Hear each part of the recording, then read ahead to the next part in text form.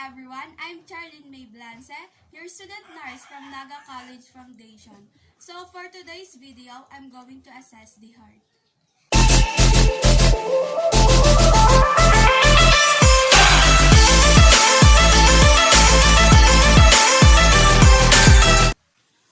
Good morning, ma'am. I'm Charlene Blance, your student nurse from Naga College Foundation. For verification, ma'am, let me know your name po. Charlene Blance. How about your birthday, ma'am? November 15, 2000. Ilang taon na po kayo? 9. Okay. Thank you. Today, I'll be assessing for your cardiovascular system, which means I'll have to check for your pulse on your neck, on your arms, and on your legs, and of course, listen for your heart sounds. Will that be alright? Do you have any questions or clarifications po? Would you mind if I close the door so no one from outside will be able to disturb you while we're doing the assessment? Okay po.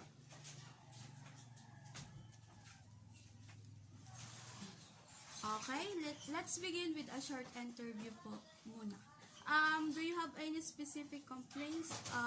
Are you feeling pain in your chest or in your extremities right now? Okay. Have you experienced shortness of breath, dizziness, headache, anything like that? Okay, that's good to hear. Is there a history of hypertension, myocardial infarction, coronary heart disease that has ever affected your family? Okay, okay. Do you smoke po?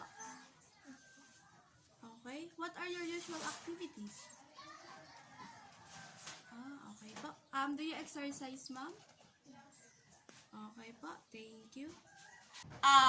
First thing to do is position the client supine with the head at the bed elevated between 30 to 45 degrees, making sure that the head and torso of the patient is in the same plane. Turn the patient's head slightly away from the side being examined and shine a tangential light source into the neck and suprasternal area and the area around the clavicles to observe for any pulsations or shadows.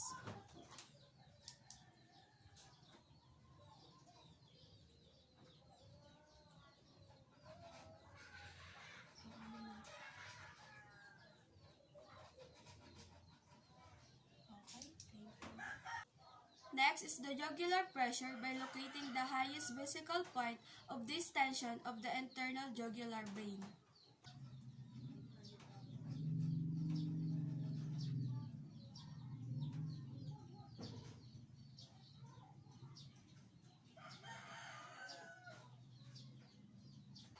Next is measure the vertical distance in centimeter above the external angle by extending a long rectangular card horizontally from this point, and the centimeter ruler vertically from the sternal angle, making an exact right angle.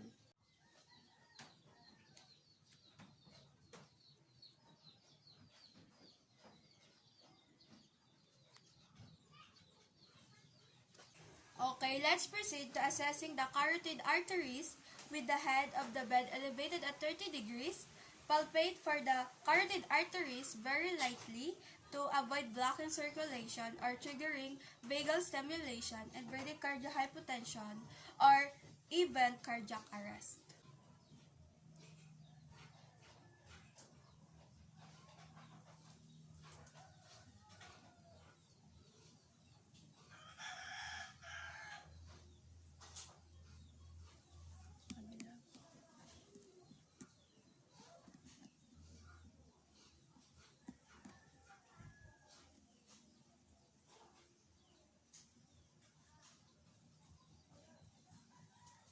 Okay po. So, the next thing to do is to use the stethoscope and place the bell of the stethoscope over the carotid arteries and listen for a vroom. If a vroom is a blowing or swishing sound that is caused by a turbulent blood flow through a narrowed vessel, which is an indicative of occlusive arterial disease.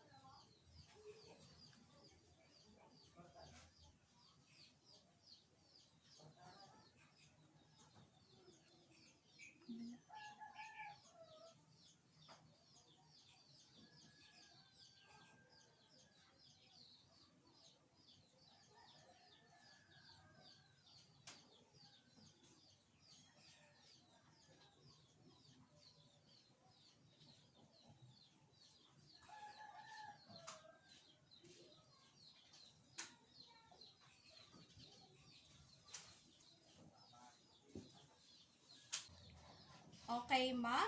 So now I'm going to proceed to inspecting your chest area. Proceeding now to inspection of the heart or precordium, first thing to do is to begin with a general inspection of the chest wall, and I'm looking for any pulsation, symmetry of movement, retraction, or heaves. Heaves are strong outward thrust of the chest, which is, let's see.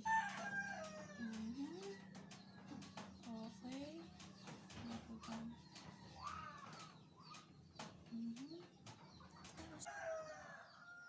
Now, simultaneously, inspect the precordium for pulsations while palpating for the aortic, pulmonic, tricuspid, and apical area. First, palpate for hips or lips. Using the palm, hold the finger pads flatly or obliquely against the chest.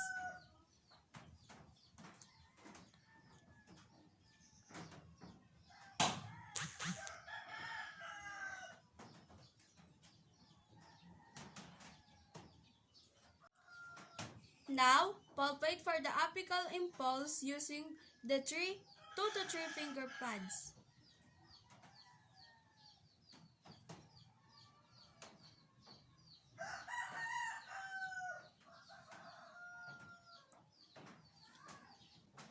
If unable to palpate the apical impulse with the patient supine, then reposition the client to roll partly on his left lateral side and palpate again. Can you roll for your left side po?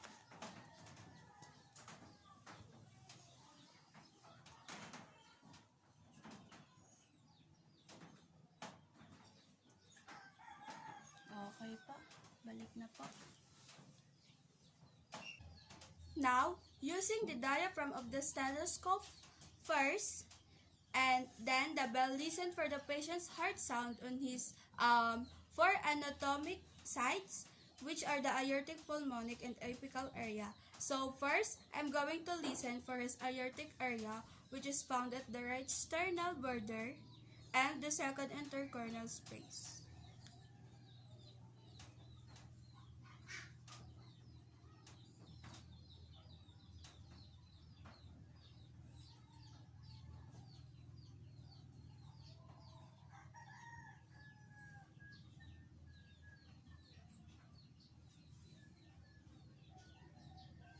Okay, now for the tricuspid area, which is found at the left sternal border, fourth intercostal space.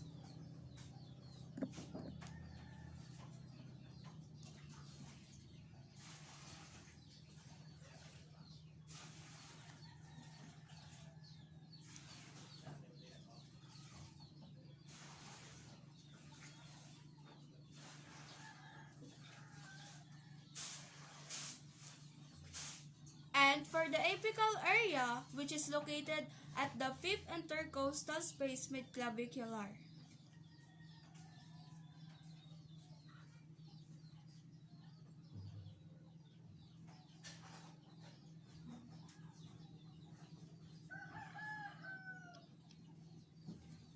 Again po, repeat, but you're placing in your left lateral side and while you're sitting po.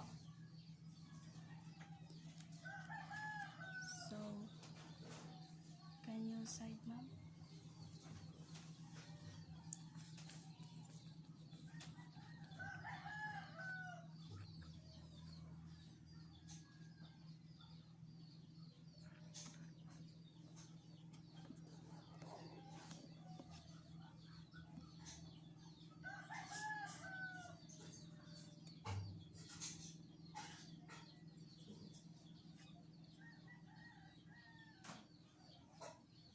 Can you inhale, ma'am?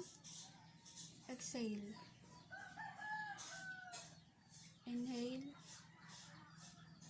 Wait lang po. Okay, release. Okay. Inhale. Exhale. Inhale. Wait lang po. Release.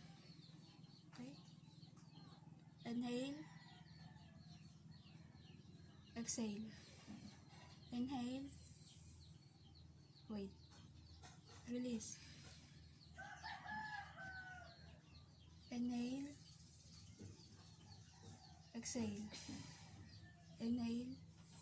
Wait. Release. Okay. Okay, ma'am. Now we're done with the assessment of your heart.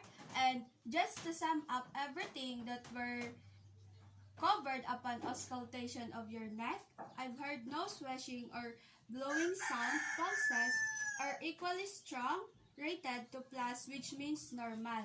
No trills noted, and your jugular venous is at 6 centimeter of water with the pad elevated 30 degrees, which is good or normal. And the pad assessment of your chest hole of your heart or accordion chest movement is symmetrical, no retractions, no heaves or trills, pulsation or vibrations are palpated, and the areas of the apex, left sternal border, or base, and the heart rate is 75 beats per minute with a regular rhythm. So far so good naman po yung mga results, ma'am. Thank you for your cooperation and have a nice day ahead, ma'am.